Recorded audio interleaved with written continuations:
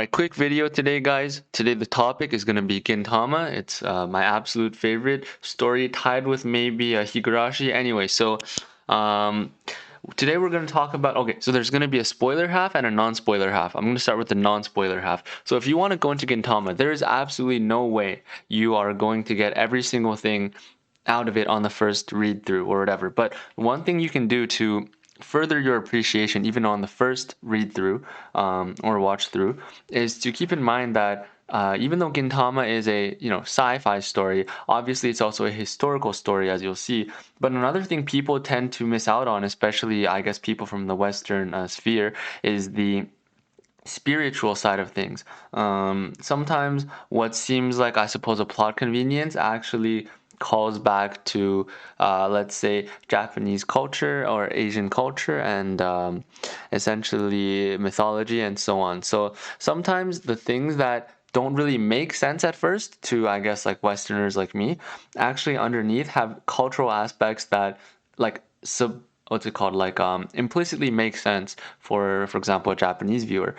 This is not this example I'm going to give is not a, what's it called, a mythological one, like oh, well, in the final arcs, there's a lot of mythological names involved for, stuff like ship names or whatever. So that kind of stuff applies. But the example I'm going to give is about history. For example, in Gintama, in the anime especially, but in the manga too, when you see, for example, Sakamoto show up for the first time, there's like a weird moment where it seems like they have a really epic entrance, but you don't get why they're epic. So a lot of Westerners, so I've seen some reactions, these Westerner like YouTubers, I guess, see like Sakamoto show up, and then there's like music, dun, dun, dun, dun, dun, dun, and people are, oh, okay, who's this guy? Oh, he's Sakamoto, okay.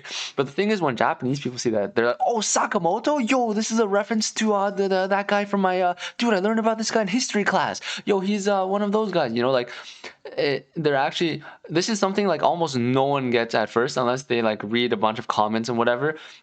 Like, these guys are actually, or like they went in not blind, but basically a lot of these guys are like, the moment their name just shows up, you're supposed to get hyped as a viewer just because you kind of understand them in a different context, and they're being presented in a fresh context now, a totally new world. So that's the same kind of thing as the mythological stuff. There's just like context and background info that, like, we might not even be privy to. So you might want to keep that in mind.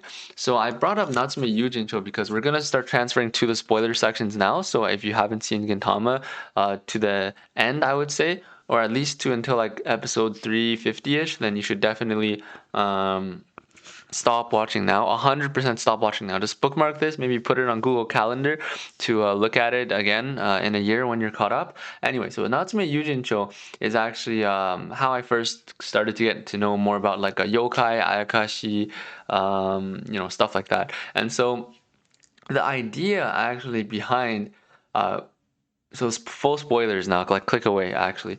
So the full idea behind like Shoyo Sensei and Utsuro, and the whole thing of like there's, even by that last movie, people I've seen who like ED anime, who even have like their chat to explain things for them, even their chat, like the best experts on their chat, weren't really aware of stuff like, basically, and so that means the people who watched it will never really know. That's why I really wanted to make this video.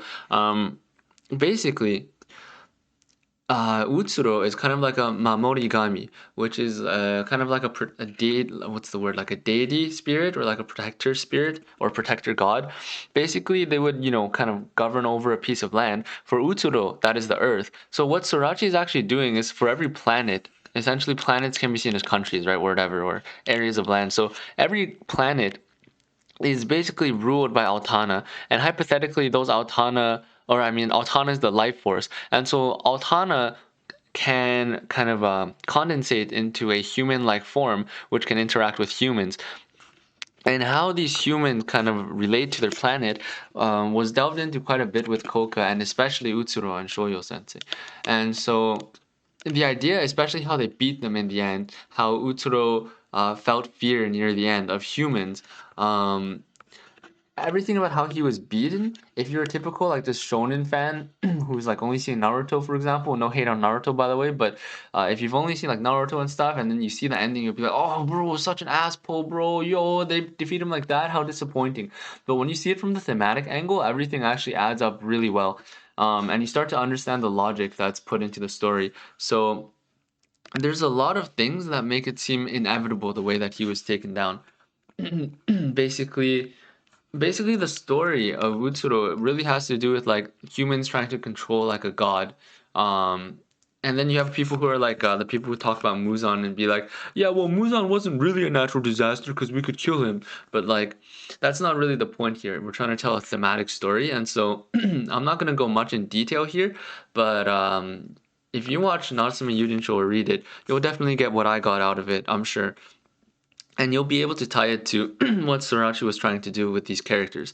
Basically, instead of seeing him as like some kind of just last boss, you're supposed to see him as like basically the spirit of the earth. And you know why he wants to destroy the earth, destroy everything and himself. It kind of speaks out to the society and like the human civilization and era they're in, and along with you know, kind of the last shoguns, the society changing and so on, and the evolutions of that.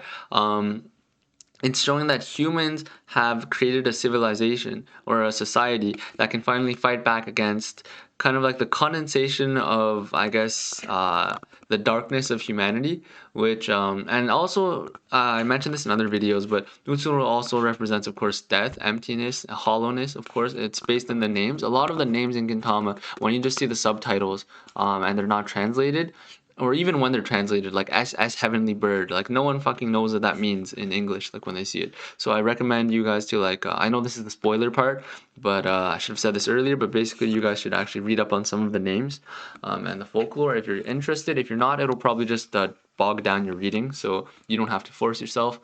um, so yeah, anyway, I didn't explain too much, but basically instead of just seeing these guys as characters, you should understand that not only are they more layered, but the author consciously put in more layers, which means that there's like exponentially more layers, because even when there's absolutely like nothing in a shallow work, people still manage to like find a lot of deep analysis to do, even if it's bullshit. So Sorachi having actually put in the what's it called legwork means that there is a lot of good stuff, and like even way more you know, pretty good stuff to think about these characters.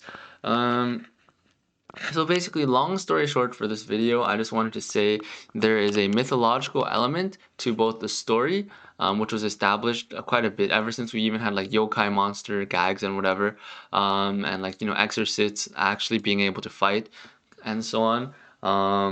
So yeah, and that spiritual side manifests itself in especially Utsuro as a character. And you get to see the lives of kind of like gods, in the Japanese kind of sense of the word, and how they interact with humans.